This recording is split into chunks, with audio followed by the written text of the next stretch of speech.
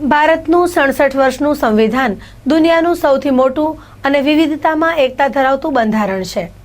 દેશના સફળ સંચાલન માટેનો શ્રેય લોકોને આપવો જોઈએ તેવું મહામહિમ રાજ્યપાલ શ્રી ઓ.પી. કોહલીએ જણાવ્યું હતું. સંવિધાન દિવસની ઉજવણી અંતર્ગત રાજ્યપાલશ્રીએ કચ્છના મહેમાન બનીને બંધારણ અંગેની મહત્વપૂર્ણ જાણકારી પ્રબુદ્ધ શ્રોતાઓ સમક્ષ વર્ણવી હતી.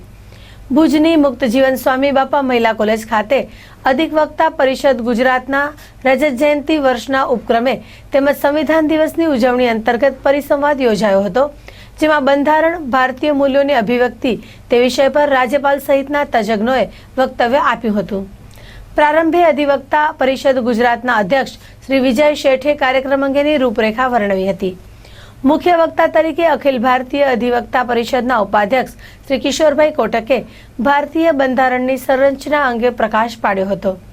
આ પ્રસંગે અખિલ ભારતીય અધિવક્તા પરિષદના મંત્રી પરિમલભાઈ પાઠક, જિલ્લા ન્યાયાધીશ મંગેશભાઈ મંગદે, અધિવક્તા પરિષદ ગુજરાતના અધ્યક્ષ વિજયભાઈ શેઠ સહિતના મહાનુભાવો ઉપસ્થિત રહ્યા હતા.